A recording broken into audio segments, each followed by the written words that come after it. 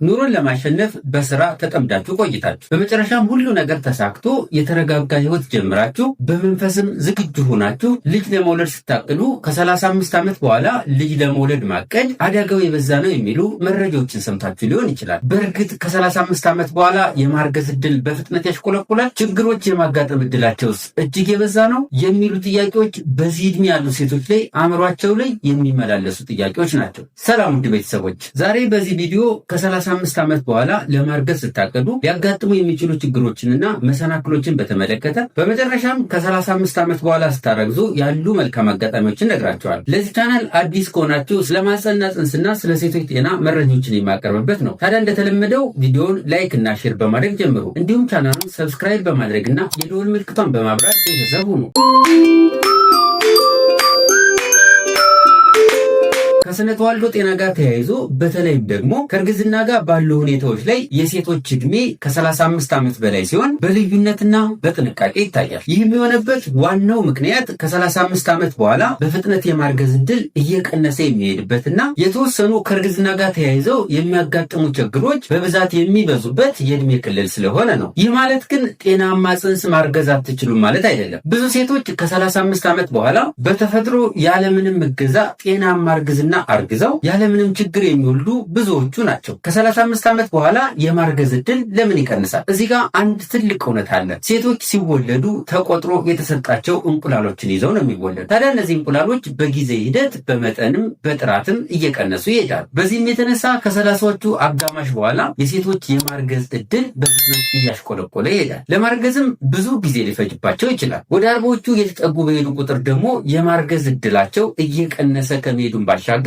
በተፈጥሮ መንገድ ለማርገዝ ምናልባትም አዳጋች ሊሆን ይችላል። እስኪ ስለ ሴቶች እንቁላል ያሉትን እውነታዎች በጨረፍታ እንመልከት። አንዲት ሴት በእናቷ ማህፀን ውስጥ እያለች 5 ወር ላይ ከፍተኛ የእንቁላል ክምችት ይኖራታል። ይህም በአቬሬጅ 5 እስከ 6 ሚሊዮን እንቁላል በእናቷ ሆድ እያለች 5 ወር ላይ ወይም ደግሞ 20 ሳምንት አካባቢ ይኖራታል። ከተወለደች በኋላ ከ1 እስከ 2 ሚሊዮን እንቁላሎች ይኖሯታል። እነዚህ እንቁላሎች በጊዜ ሂደት እየሟሸሹና እየሞቱ አልቀው ልክ ለአቅመ ሔዋን ወይም ደግሞ ሪፕሮዳክቲቭ ኤጅ ላይ በምትገባበት ጊዜ ከ300,000 እስከ 450,000 እንቁላሎች የሚኖራት ሲሆን ከእነዚህ እንቁላሎችም አንድ እንቁላል በየወሩ እየተመረጠ በየወሩ እያደገ የወር አበባ ዑደት እንዲቀጥልና እርግዝና እንዲከሰት ምቹ ሁኔታዎች የሚመቻቹት። ታዲያ በየወሩ ብዙ እንቁላሎች ይሟሻሉ ወይም ደግሞ ይሞታል። በየወሩ አንድ እንቁላል እንድታድግና እንድትለቀቅ ምቹ ሁኔታዎች ሲፈጠሩ፣ በአንጻሩ ደግሞ 1000 ያላደጉ እንቁላሎች የመሟሟት ወይም ደግሞ የመሞት ዕድል ያጋጥማቸዋል። እንግዲህ ይህንን በየወሩ ማብዛት ትችላላችሁ።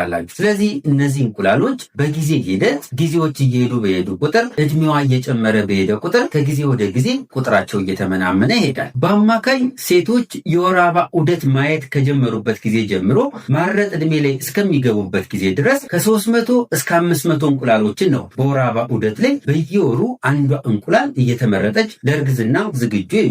ሌሎቹ በተፈጥሯዊ መንገድ ይሟሸሻሉ ወይም ደግሞ ይሞታል። የማርገዝ ዕድላቸውም ከእድሜያቸው ጋር ተያይዞ በተወሰነ መልኩ እየቀነሰ ይመጣል። ለምሳሌ 30ዎቹ እድሜ ላይ ያሉ ሴቶች በየወሩ ከ20 እስከ 25% የማርገዝ ዕድል አላቸው። ከ35 ዓመት በኋላ የሆናቸው ሴቶች ደግሞ በየወሩ ከ15 እስከ 20% የማርገዝ ዕድል አላቸው። እድሜ እየጨመረ ሲሄድ ልክ 40 ዓመትና ከዛ በላይ የሆኑ ሲሄዱ ግን በየወሩ የማርገዝ ዕድላቸው ከ5 እስከ 10% በታች ይወርዳል። በነገራችን ላይ እድሜ እየጨመረ ሲሄድ የእንቁላል መጠኑ ብቻ ሳይሆን ጥራቱን በዛው ልክ እየቀነሰ ይሄዳል። በዚህም የተነሳ የቀሩት እንቁላሎች ላይ የዘረመል ችግር ወይም ደግሞ ክሮሞዞማል አብኖርማሊቲ የመፈጠር እድሉ ከፍተኛ ነው። በዚሁ አግባብ እርግዝና ቢፈጠርም እንኳ ትክክለኛ ጽንስ ያለመሆን እድሉ ያመዝናል። እድሜ እየጨመረ ሲሄድ ወይም ደግሞ ከ35 ዓመት በኋላ እርግዝና በሚኖርበት ጊዜ እነዚህ ችግሮች በብዛት ሊያጋጥሙ ይችላሉ። ለምሳሌ ውርጃ።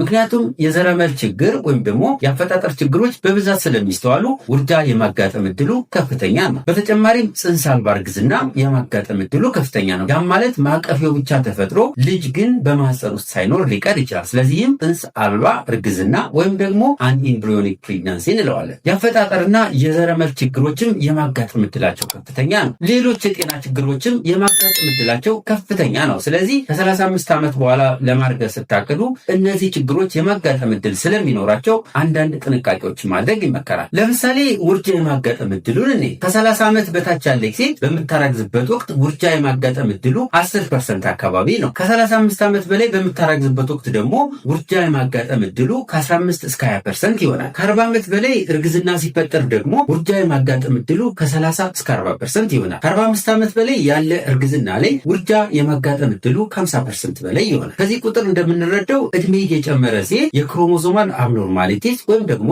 የዘረመል ችግሮች እየጨመረ ስለሚሄድ በዚህም የተነሳ የአፈጣጠር ችግሮች በብዛት ስለሚያጋጥሙ ውርጃና ሌሎች ችግሮች የማጋጠም እድላቸው ከፍተኛ መሆኑን ነው። ስለዚህ እድሜ እየጨመረ ሲሄድ የእንቁላል ጥራቱም መጠኑም በዛው ልክ እየቀነሰ ይሄዳል። ከእርግዝና ጋር ተያይዘው ሊያጋጥሙ የሚችሉ ችግሮች ከ35 ዓመት በኋላ አረገዘች ሴት ላይ በአንጻራዊነት የመጨመር እድል አላቸው። ከ35 ዓመት በኋላ ባለ እርግዝና ላይ በብዛት ሊያጋጥሙ የሚችሉ ችግሮች እነዚህ ናቸው። እርግዝና ወቅት የሚያጋጥም ስኳር ወይም ደግሞ ጂዲኤም የምንለው። ይህም የሆነበት ምክንያት ኢንሱሊን ሬዚስታንስ ወይም ደግሞ ኢንሱሊን በአግባቡ የመስራት አቅሙ የተዳከመ ስለሚሆን ከ35 ዓመት በኋላ አለ እርግዝና ላይ ጂዲኤም ወይም ደግሞ በእርግዝና ወቅት የሚያጋጥም ስኳር የመከሰት እድሉ ከፍተኛ ነው። ሁለተኛ የደም ግፊት የማጋጠም እድሉም ከፍተኛ ነው። ሶስተኛ ከእንግዴ ልጅ ጋር ተያይዘው የሚያጋጥሙ ችግሮችም በተወሰነ ደረጃ ይጨምራሉ። ለምሳሌ የእንግዴ ልጁ ቀድሞ መምጣት፣ የእንግዴ ልጅ መጣበቅ ወይም ደግሞ ሌሎች ከእንግዴ ልጅ ጋር ተያይዘው የሚያጋጥሙ ችግሮች ከ35 ዓመት በኋላ አሉ እርግዝናዎች ላይ በተወሰነ መልኩ ይጨምራል። በኦፕራሲዮን የመውለድ እድልም እንዲሁ ሊጨምር ይችላል። የታይሮይድ ችግሮችም በተወሰነ መልኩ ይጨምራል። እንዲሁም ሌሎች ተያያዥ ችግሮች ከ35 ዓመት በኋላ አለ እርግዝና ላይ በተወሰነ መልኩ ሊጨምሩ ይችላል። ከእንቁላል ጥራት ጋር ተያይዘው የሚያጋጥሙ ሌሎች ችግሮችም በአንጻራዊነት ይጨምራል። ለምሳሌ እንደ ዳውን ሲንድረም፣ ኢድዋርድ ሲንድረም፣ ፋቱ ሲንድረም እና ሌሎች ከዘረመል ጋር ተያይዘው የሚያጋጥሙ የፅንስ የአፈጣጠር ችግሮች በአንጻራዊነት ከ35 ዓመት በኋላ አለ እርግዝና ላይ የመጨመር እድል አላቸው። ይህም የሆነበት ምክንያት የቆዩ እንቁላሎች በውደት ወቅት ስህተት የመፍጠር እድላቸው ከፍተኛ ስለሆነ ነው። በተለይ ደግሞ የመጀመሪያ ልጃቸውን ከ35 ዓመት በኋላ ለማርገዝ የሚሞክሩ ሴቶች ላይ ስሜታዊና ሳይኮሎጂካል ጫናዎች ሊበረቱባቸው ይችላል። በዚህም የተነሳ ጊዜው እየሮጠና እያለፈ አይነት ስሜት መሰማት ሊሰማቸው ይችላል። ከአካባቢው ማህበረሰብም የመገመትና የመገለል እድል ሊያጋጥማቸው ይችላል። ሊያጋጥሙ የሚችሉ ችግሮችንም በማሰብ ከመጠን በላይ ጭንቀት ሊያጋጥማቸው ይችላል። ቶሎ ለመጸነስ በማሰብ ራሳቸው ላይ አላስፈላጊ ጫናና ጭንቀት ሊፈጥሩ ይችላል። በሌላ ጎኑ ደግሞ ከ35 ዓመት በኋላ ማርገዝ ይዟቸው የሚመጡ መልካም አጋጣሚዎች አሉ። ከነዚህም መልካም አጋጣሚዎች የተወሰኑትን እኔ አንደኛው እርግዝናው የታቀደና የተደገፈ የመሆን እድሉ ከፍተኛ ነው። ይህም ሊያጋጥሙ የሚችሉ ችግሮችን በቀላሉ ለመለየትና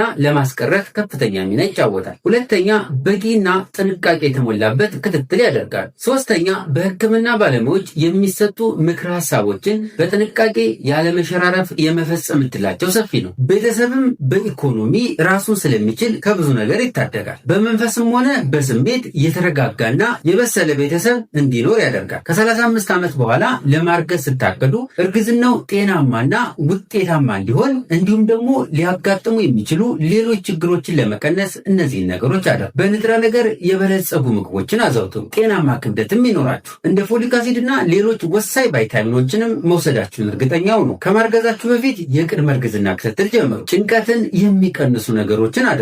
በቂ እንቅልፍ የመተኛት ልማዳችሁን አዳቡ። እነዚህን ነገሮች ስታደርጉ በተዘዋዋሪ የእንቁላል ጤንነታችሁን እየጠበቃችሁ ስለምትሄዱ ጤናማ ልጅ የማርገዝ እድላችሁ በዛው ልክ እየጨመረ ይሄዳል። ከ35 ዓመት በኋላ ማርገዝ መውደቅ አይደለም። ኃላፊነት ያለመሰማት ጉዳይም አይደለም። የማይቻል ነገርም አይደለም። ነገር ግን ሊያጋጥሙ የሚችሉ ችግሮችን ቀድሞ መለየት፣ ቀድሞ ማወቅ አላስፈላጊ ጭንቀትን ይቀንሳል። እድሜ ተጽዕኖ ከሚያደርጉ ነገሮች አንዱ ሊሆን ይችላል። ነገር ግን ሙሉ ታሪካቸው አይደለም። ከ35 ዓመት በኋላ ለማርገዝ ስታስቡ አላስፈላጊ ጭንቀትን አስወግዳችሁ በብልሃት አቅዱ። ከሐኪሞቻችሁ ጋር በግልጽ ተመካከሩ። ለስሜታችሁና ለሰውነታችሁ ጥንቃቄ አድርጉ። ምክንያቱም ከ35 ዓመት በኋላ ያለምንም ችግር የሚያማምሩ ጤነኛ ልጆችን የማርገዝ እድል ስላላችሁ። ይህ ቪዲዮ ጠቃሚ ነው ብለው ካሰቡ ቪዲዮ ለሌሎችም ሰዎች ደርሶ ሌሎች ሰዎችም እንዲጠቀሙበት ቪዲዮን ላይክ እና ሼር አድርጉት። እንዲሁም ቻናሉን ሰብስክራይብ በማድረግና የደወል ምልክቷን በማብራት ቤተሰብ ሁኑ። በዚህ ቪዲዮ ያልተመለሰላችሁ ጥያቄ ካለ አስተያየት መስጫው ላይ አስቀምጡ። ለዛሬ ያዘጋጀሁት ይህንን ይመስላል። በቀጣይ በሌላ ፕሮግራም እስከምንገናኝ ቸርን ሰንብት።